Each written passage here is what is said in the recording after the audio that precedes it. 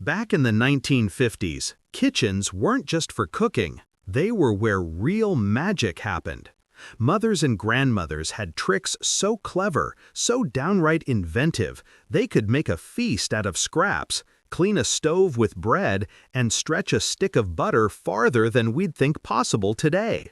No fancy gadgets, no YouTube tutorials, just pure practical genius, born out of love, thrift, and a touch of that old-fashioned make-do spirit. The smell of bacon on a Sunday morning, the percolator humming softly on the counter, the radio whispering Perry Como through the static, it all set the stage for a world where every kitchen was an invention lab. People back then knew how to reuse everything, shine everyone, and feed everyone, even when times were tight. And the secrets they used? Some are long forgotten, little acts of brilliance hidden in plain sight, like the thing they kept under the sink that flavored half the week's meals, or the one kitchen hack that kept food fresh long before refrigerators ever had fancy buttons. We're about to unlock 25 genius 1950s kitchen tricks that deserve a comeback. Tricks that turned ordinary routines into tiny moments of magic. Because once you know how they did it, you'll realize the smartest kitchens weren't the ones with the newest gadgets, they were the ones with the most heart. So grab yourself a hot cup of coffee, the kind that fills the room before you sip it, and come step back with me into a world of chrome counters, gingham curtains, and simple brilliance. And if you love stories that smell like home, memories that warm you right down to your bones, then don't forget to subscribe. Because what's coming next will make you see your kitchen, and maybe even your life, a little differently. 1. Saving every drip. You could always tell it was Sunday by the smell, that slow, rich perfume of bacon curling in the skillet, filling every corner of the house. And underneath the sink, tucked neatly beside the dish soap and scrub brush, sat the old coffee tin. Not for grounds, no, that can held gold. Bacon grease. Every house had one, usually with a few spatters down the side and a lid that clicked shut with a soft metallic snap. Back then, not a drop went to waste. Once the pan cooled, that liquid treasure was poured through a bit of cheesecloth right into the tin.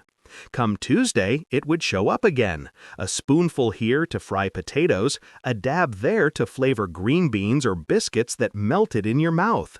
A tablespoon of bacon grease could turn plain old cornbread into something that smelled like home. It wasn't about saving money, though heaven knows every penny counted in those days. It was about respect, for food, for effort, for the simple wisdom of waste not, want not. Housewives back then didn't need a sustainability lecture, they lived it without trying. That coffee tin under the sink was proof of quiet genius, a reminder that flavor and frugality could share the same spoon.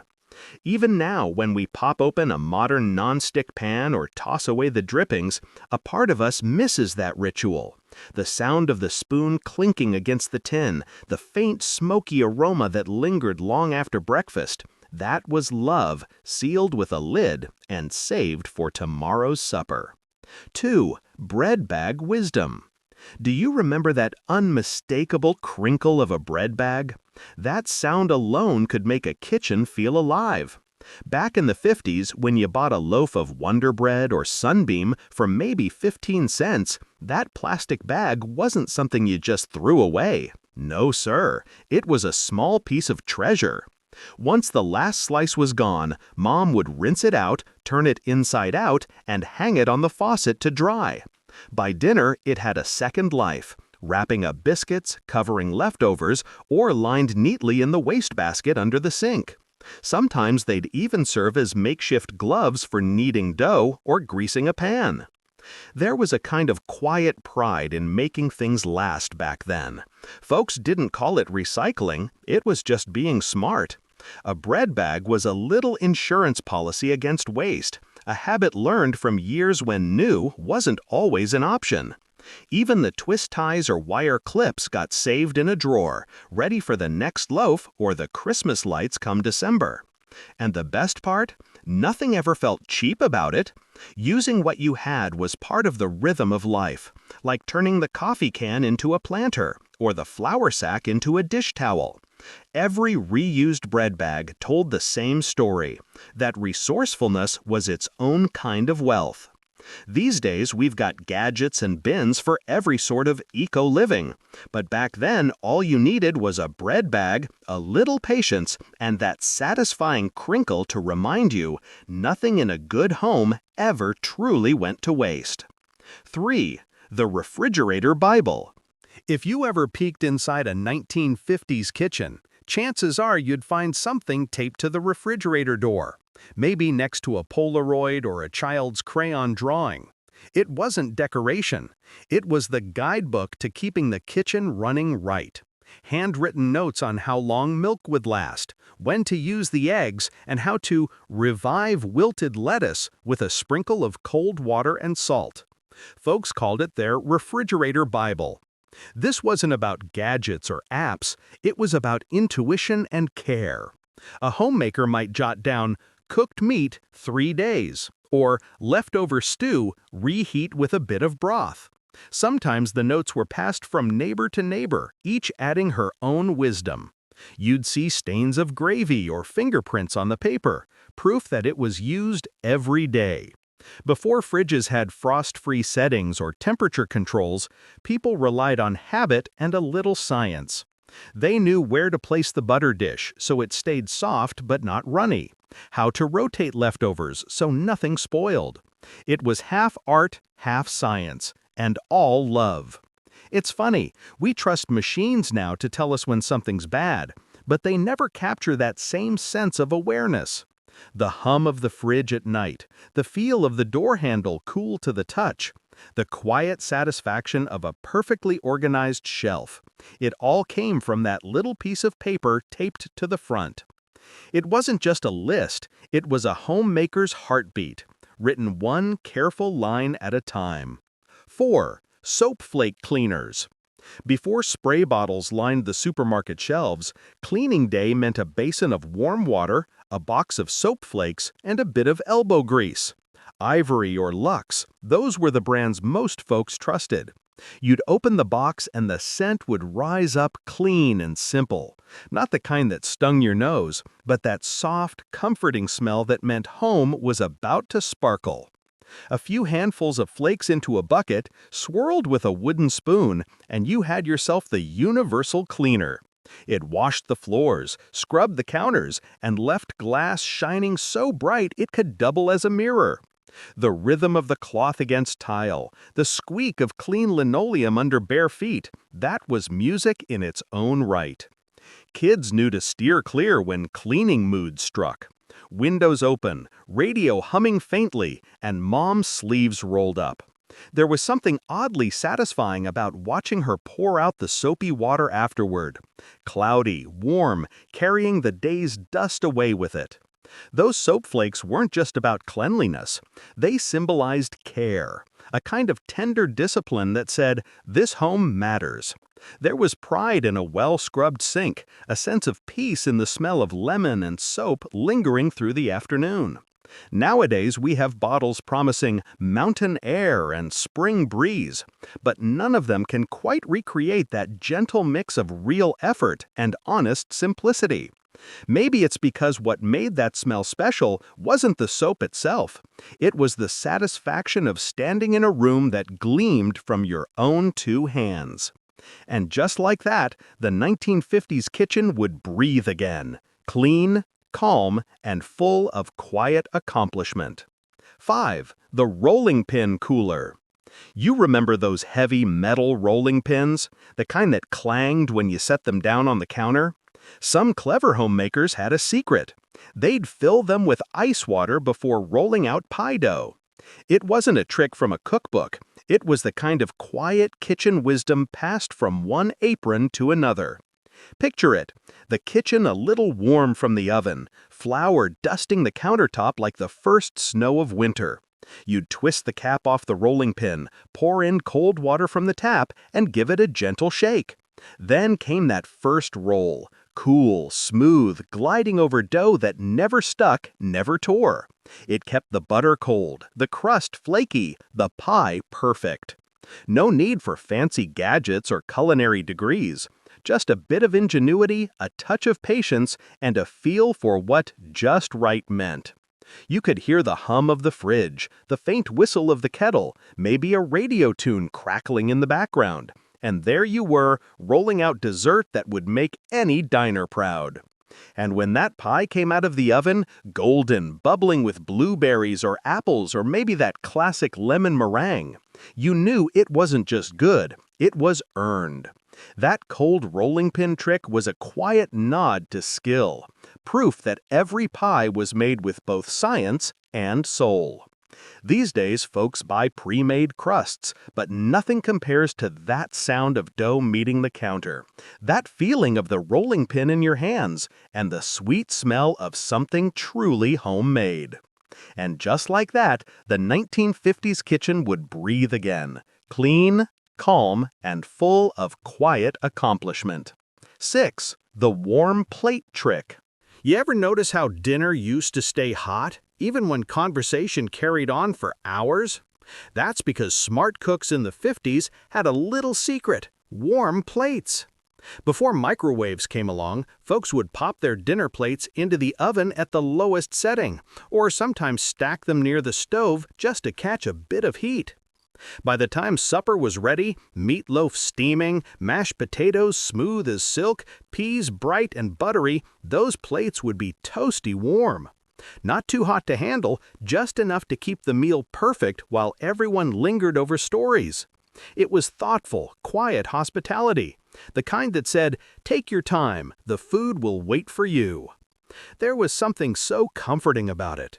You'd sit down, the plate warming your hands just slightly as you reached for the salt shaker. Maybe Dad was still carving the roast, maybe someone was refilling iced tea, and yet everything stayed just right. Like time itself slowed down for supper. Sure, it was a small thing, but it made meals feel special. Even an ordinary Tuesday dinner felt like a little event.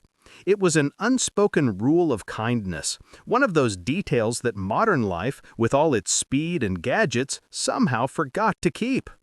Now, when a meal cools too fast, you might think of that. A kitchen trick that wasn't about technique or temperature, but about love served warm, right down to the plate. 7. Homemade buttermilk. Before buttermilk came in neat cartons, every home cook knew the trick. A spoonful of vinegar and a cup of milk, and voila, homemade buttermilk. No fancy store runs, no recipes pulled from the shelf, just a bit of kitchen chemistry that turned an ordinary morning into something special.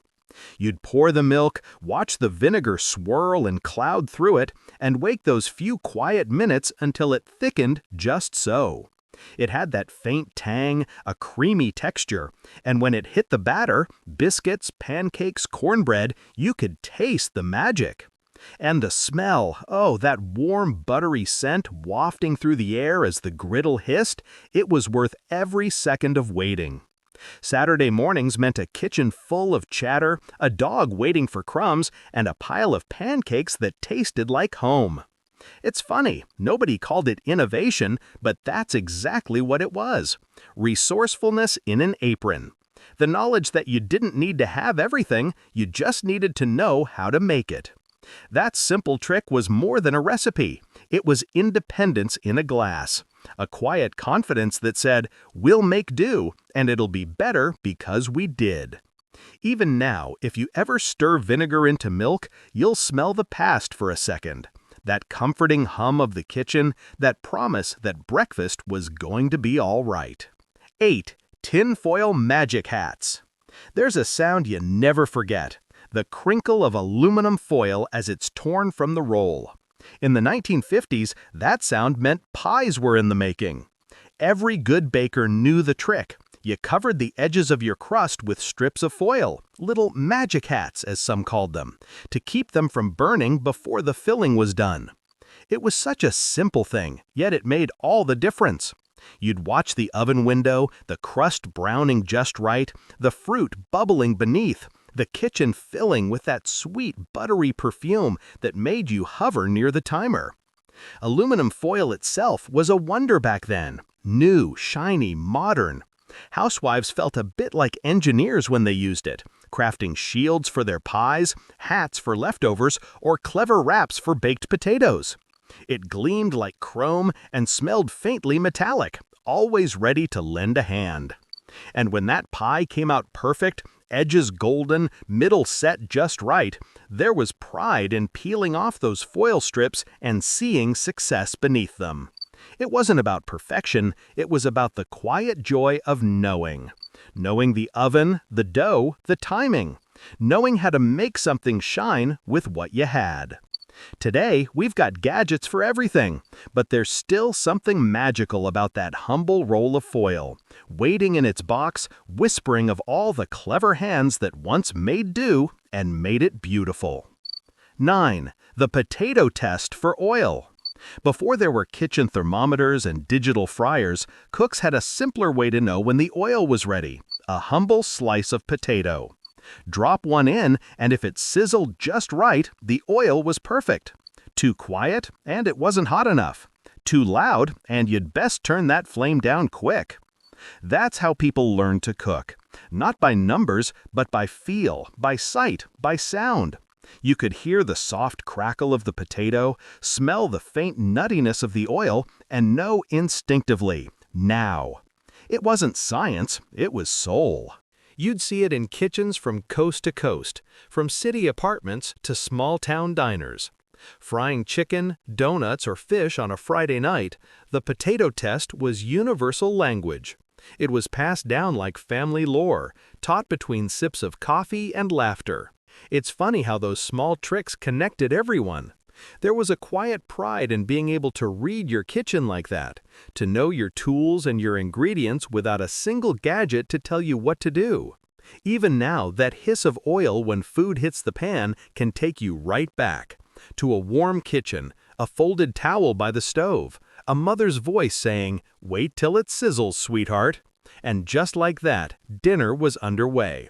Crispy, golden, and made with intuition. 10. Wax-sealed jars. You could smell summer long after it ended, all thanks to those jars lined up on the shelf, sealed tight with a layer of paraffin wax. There was something mesmerizing about the ritual, melting the wax in a pot until it shimmered clear, then pouring it gently over jewel-colored jam, strawberry, peach, blackberry, each one glowing like stained glass in the sunlight. When the wax hardened, smooth and pale, it wasn't just a seal, it was a promise. A promise that the sweetness of June would still be there in January. You'd hear that satisfying pop when it broke, and for a moment the whole kitchen would smell like the berry patch again. It wasn't fancy equipment or store-bought lids, just patience, a steady hand, and the comforting hum of the stove. A row of jars cooling on a towel felt like treasure. Each one labeled with looping handwriting. Apple butter, 1956. Maybe with a little doodle or a heart in the corner. And on cold nights when snow tapped at the window and the wind whistled down the chimney, someone would open one of those jars, spooning that ruby red jam onto hot biscuits. The taste wasn't just sweet, it was memory itself. Those wax seals may have disappeared from most kitchens, but the feeling they carried, that sense of keeping something precious safe, that never really went away. 11. Ice cube coffee. Remember when not a drop of coffee ever went to waste? Back before drive-through lattes and pods, leftover morning coffee had a second act, poured into ice cube trays and tucked into the freezer. By afternoon, those little brown cubes were ready to clink into a tall glass of milk or cream. The sound of it, clink, clink, was pure summertime music. And the smell, that familiar roasted aroma mellowed by cold milk, could lift the heaviest heat of July. It was thrift, refreshment, and a touch of sophistication all rolled into one. Homemakers figured it out early: iced coffee without dilution.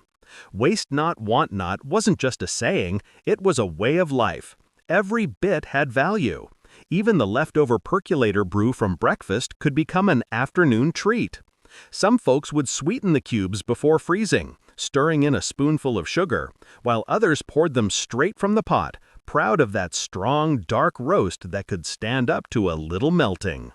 When you'd sip it, smooth, cool, lightly bitter, it tasted like grown-up comfort. And if you were lucky, Mom might let you sneak a watered-down glass just to feel included. Nowadays, we pay $5 for an iced coffee that doesn't taste half as good as those homemade versions. Back then, it wasn't just about caffeine. It was about contentment, the kind that comes from making the most of what you already had. 12. The root cellar secret. If you ever followed your grandmother down the creaky wooden steps into the cellar, you remember the smell. Cool, damp earth and the faint sweetness of apples. The air felt different down there, quiet and patient, like time itself slowed its pace.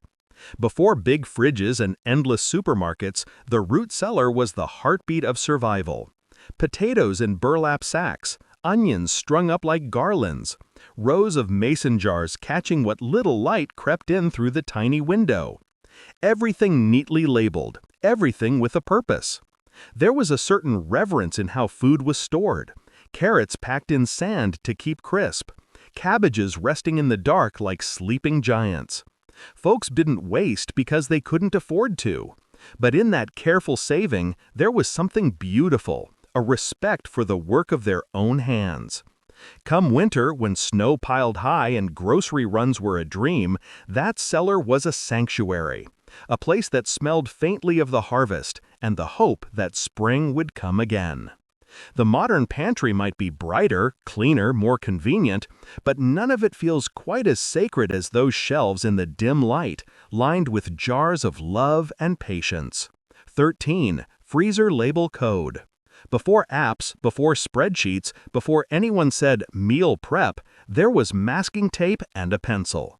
Freezer labels, handwritten, quick, and coded in ways only the maker understood.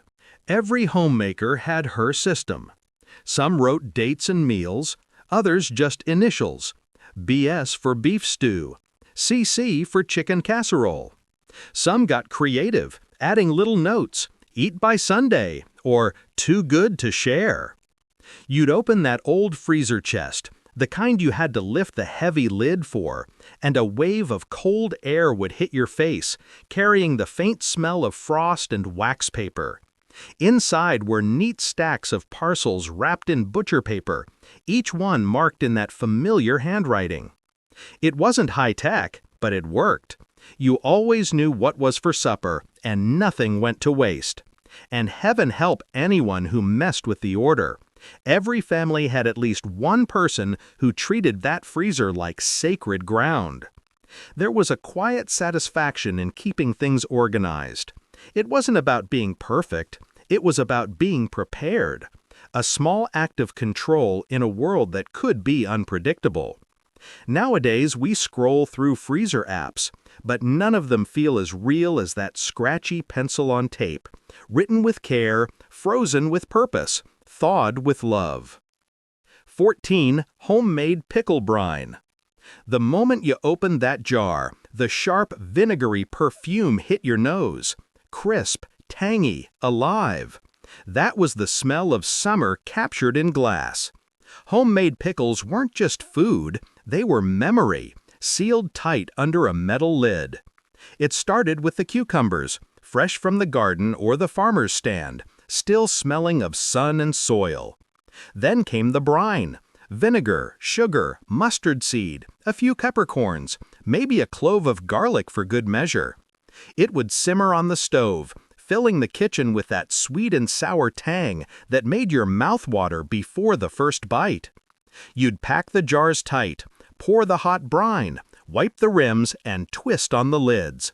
The sound of that pop as they sealed was the anthem of summertime success. Each jar a tiny time capsule of July, ready to brighten up a winter sandwich or Sunday roast. Some families guarded their pickle recipes like state secrets. A pinch more dill here, a little less vinegar there. Everyone swore theirs was the right way. But no matter the variation, they all shared the same heart, the belief that nothing good should go to waste, and everything homemade tastes better. The crunch, the flavor, the pride, all of it bottled up in those glass jars, sitting like emerald jewels on the pantry shelf. And the best part? Opening one months later, when the snow was falling outside, and being transported straight back to the garden, sunshine on your face, laughter in the air. That's the real magic of a homemade pickle. 15. Garnish glory. Before plating became a fancy chef's word, there was the everyday magic of a homemaker with a sprinkle of paprika and a sprig of parsley. You remember that, don't you? The way even deviled eggs looked proud, sitting there with that bright red dusting, like little jewels on the table. Nothing ever felt rushed. Every meal had its moment to shine. Even a simple casserole might get a ring of sliced tomatoes around the edge or a dash of color from a few green peas. It wasn't about showing off, it was about care. A table wasn't complete unless it looked loved. You could smell it before you saw it. Roast beef, buttery rolls, that faint floral scent from the parsley Mom plucked right from the windowsill planter. The dining table, even on weeknights, had its quiet pageantry. Napkins folded, butter softened just right, and maybe a candle flickering beside the salt shaker. It's funny, we think of garnish as optional now, but back then it was a sign of pride. It said, "I took the time." And somehow that little flourish made the food taste better, because it came served with intention. If you were lucky enough to be invited to dinner in those days, you didn't just eat, you experienced the meal. The sight, the smell, the warmth. That's what made 1950s kitchens glow long after the dishes were done. 16. Colored gelatin magic. You could spot it from across the room, shimmering, wiggling like a jewel under the light. Lime green, cherry red, lemon yellow. The mighty Jell-O mold was the crown jewel of every potluck and Sunday supper table. Back in the 50s, gelatin wasn't just dessert, it was a canvas. Homemakers layered fruits, nuts, even shredded carrots inside, turning what could have been plain pudding into edible art. Some had those fancy molds shaped like rings, stars, or domes. And when the Jell-O slid out perfectly, glossy and proud, the room always gave a little ooh. There was something wonderfully theatrical about it. The soft wobble as it was placed on the table, the way light danced across its surface like stained glass. Kids stared in awe, adults exchanged recipes like secrets. "Mine has crushed pineapple," one would whisper, while another swore by the marshmallow layer. Jell-O boxes were cheap, 10 cents on sale, but they turned ordinary ingredients into something extraordinary. And it wasn't just about looks, it was about delight. Each slice held a bit of surprise, a cherry here, a pecan there. It's easy to laugh at it now, but back then, it was a symbol of optimism. The future was bright, colorful, and just a little jiggly. And if you close your eyes, you can still hear the laughter of kids tapping their spoons against the table, waiting for their wiggly slice of happiness. 17. Hand-ironed napkins. There's a smell that can take you straight back. The faint starch mixed with cotton and the warmth of a hot iron. You'd find it in every home before company came over. The napkins, real ones, not paper, laid out on the ironing board, folded crisp and perfect. Mom would hum as she worked, pressing each one smooth, corners sharp enough to please her mother-in-law. Sometimes she'd spritz them with water from an old soda bottle with a perforated top, the steam rising as the iron hissed across. The sound was soft but steady, almost like a heartbeat. When dinner was served, those napkins added a quiet grace. Whether they were tucked into silver rings or simply folded on the plate, they made every meal feel like an occasion. It didn't matter if you were eating meatloaf or roast duck, those napkins said, "We care." There was pride in that ritual. It wasn't about impressing anyone, it was about creating a moment that felt special, no matter how small. Even today, when most of us grab paper towels without thinking, there's something tender about remembering the weight of a freshly ironed napkin on your lap, the way it felt cool at first, then warm as dinner went on. Those napkins weren't just fabric. They were hospitality, folded neatly and pressed with love. 18. Matching apron sets. Now here's a sight that can still melt a heart. A mother and daughter in matching aprons. Polka dots, gingham, or frilly ruffles tied neatly around their waists like uniforms of joy. Saturday mornings often began with that familiar rustle of cotton and the snap of the apron strings. You could hear the radio humming a cheerful tune, smell cinnamon rolls in the oven, and there they were, side by side at the counter, sleeves rolled, laughter echoing as flour dusted the air. Those aprons weren't just for keeping clean. They were part of the ritual of belonging.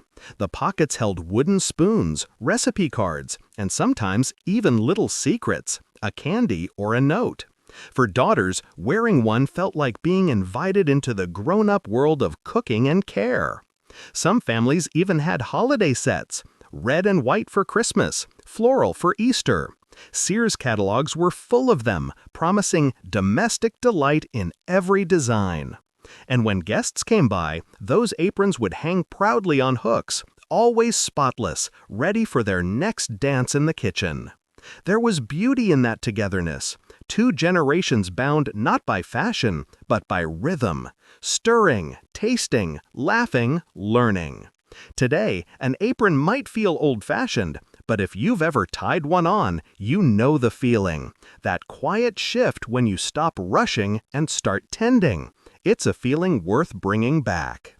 19. Sunday centerpieces. Even the simplest Sunday table had its flourish. Before store-bought decor and fancy florals, folks made beauty from what they had, and somehow it was perfect.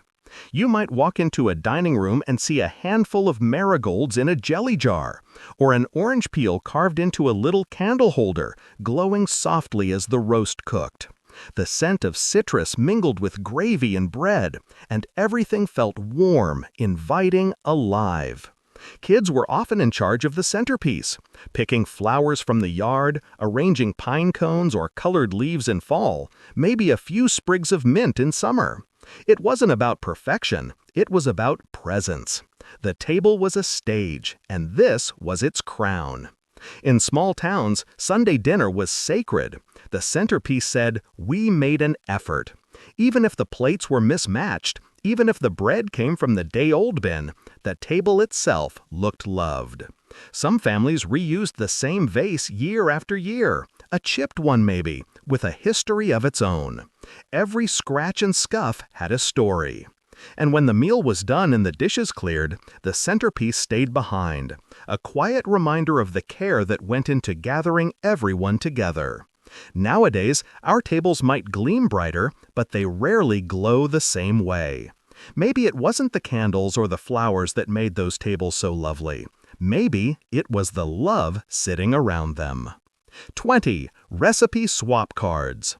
You remember those little index cards, the ones tucked in the kitchen drawer, yellowed at the edges and dotted with flour fingerprints? Every one of them told a story. In the 1950s, recipes weren't printed from the internet, they were traded like treasure.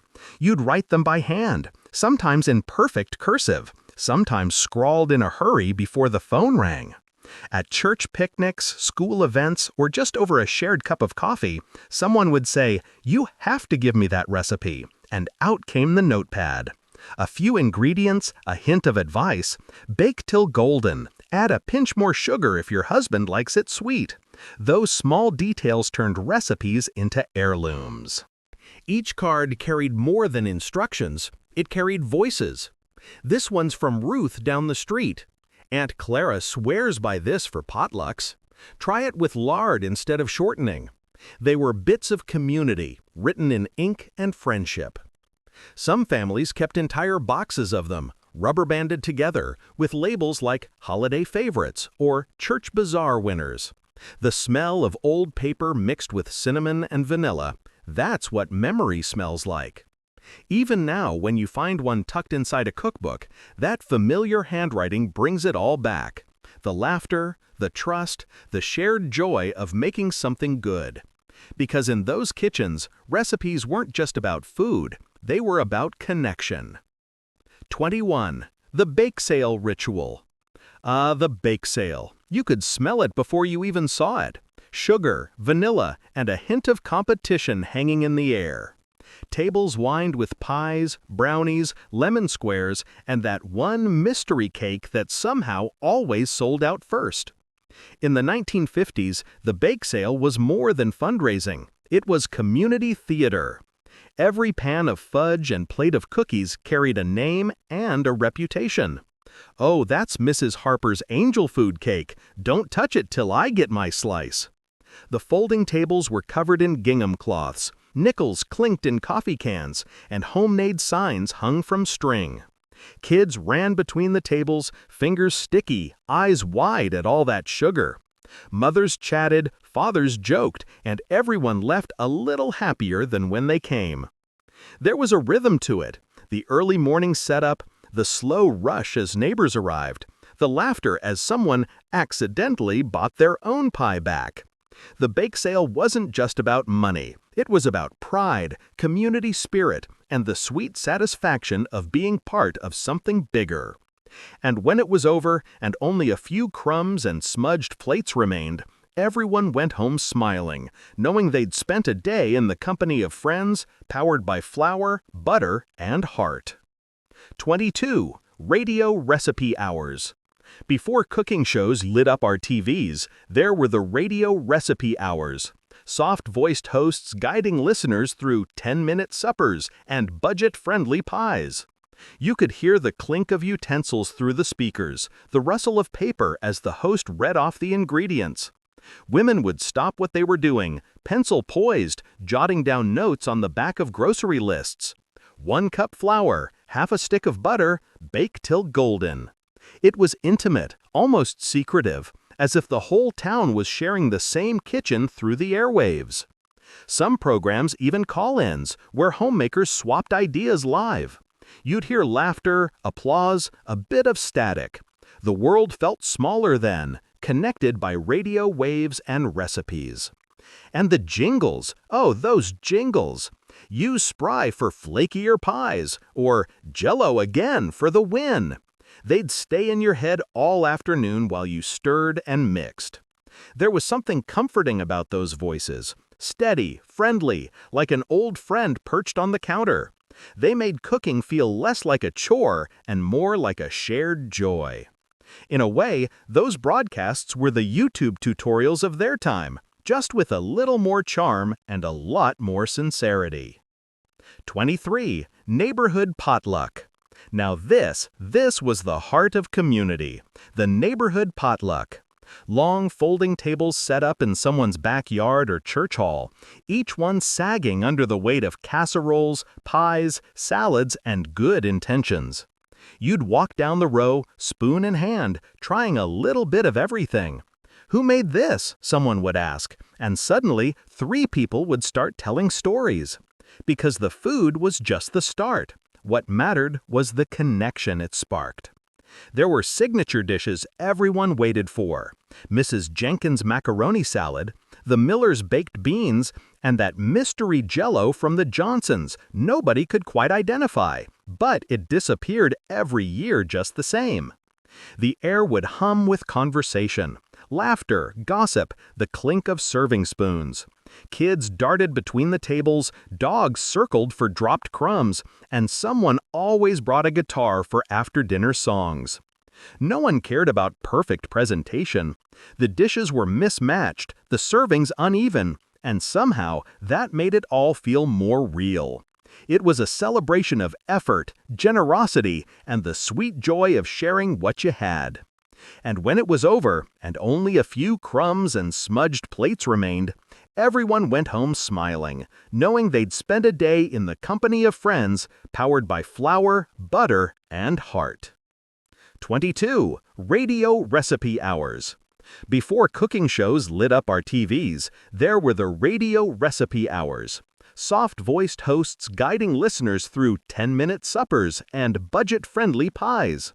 You could hear the clink of utensils through the speakers, the rustle of paper as the host read off the ingredients. Women would stop what they were doing, pencil poised, jotting down notes on the back of grocery lists. 1 cup flour, half a stick of butter, bake till golden. It was intimate, almost secretive, as if the whole town was sharing the same kitchen through the airwaves. Some programs even featured call-ins, where homemakers swapped ideas live. You'd hear laughter, applause, a bit of static. The world felt smaller then, connected by radio waves and recipes. And the jingles, oh, those jingles! Use Spry for flakier pies, or Jell-O again for the win. They'd stay in your head all afternoon while you stirred and mixed. There was something comforting about those voices. Steady, friendly, like an old friend perched on the counter. They made cooking feel less like a chore and more like a shared joy. In a way, those broadcasts were the YouTube tutorials of their time, just with a little more charm and a lot more sincerity. 24. The Evening Reset. You remember the sound, don't you? The faint hum of the refrigerator, the last plate finding its place in the cupboard, the soft swoosh of a dish towel hung just so. Every night ended the same way, the quiet ritual of putting the kitchen to bed. After supper, the table was cleared, the crumbs brushed away, and the counters wiped with a rag that smelled faintly of lemon and soap. The radio might still be playing a slow tune, maybe Nat King Cole, and outside, crickets kept steady time. It wasn't hurry or obligation, it was peace. Mothers, fathers, even the kids had their part. One stacked the plates, another folded the drying cloths, and someone always shined the chrome handles until they gleamed in the lamplight.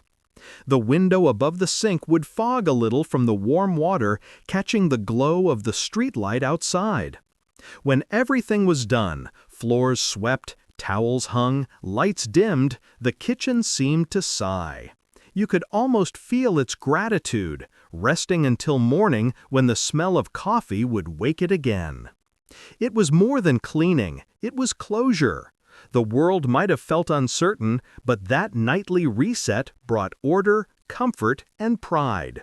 A simple, steady reminder that love often lives in the quiet things we do when no one's watching.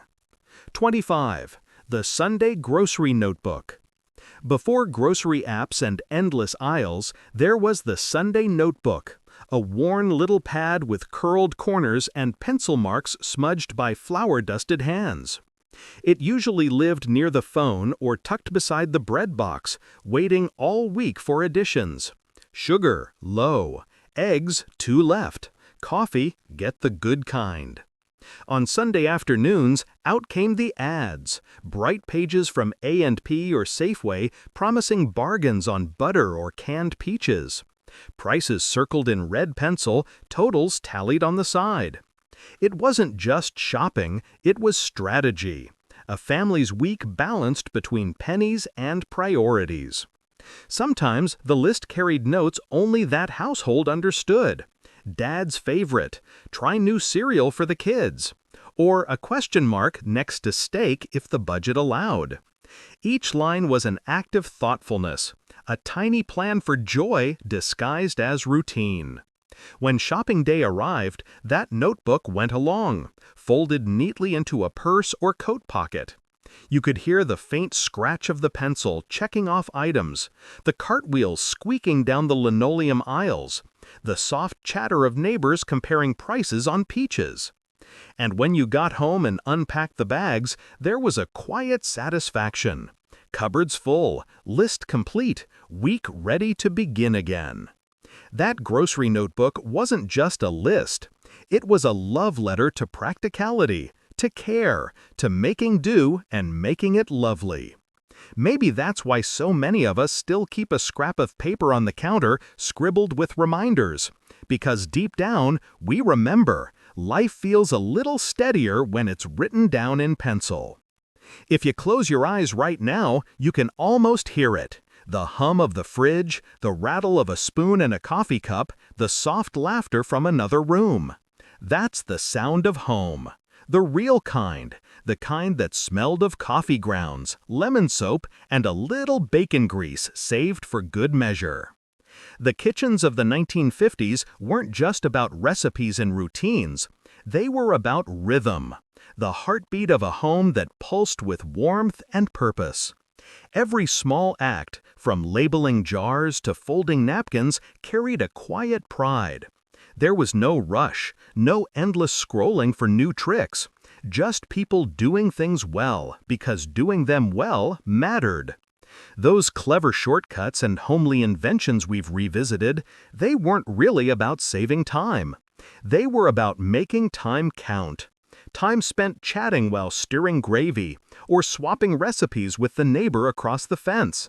Time spent teaching a child how to measure flour, or standing still for a moment just to breathe in the smell of something baking. We live faster now, maybe louder too. But sometimes, when you slow down long enough to warm a plate before dinner, or jot a list in pencil, or reuse an old jar because it feels right, you'll catch a flicker of that old magic, the same kind our grandparents lived by, quietly, gracefully. And that's really what this whole journey's been about. Not just remembering the tricks, but remembering why they mattered. The bacon tins, the wax seals, the aprons and pickles. They weren't just practical. They were proof of love disguised as work. Proof that a well-kept kitchen could make the world outside feel just a little more certain. So here's to them, the homemakers, the tinkerers, the everyday geniuses of the 1950s. May we borrow their wisdom, their patience, and their joy in the simple things. And may every kitchen, old or new, keep that same golden light glowing long after the dishes are done.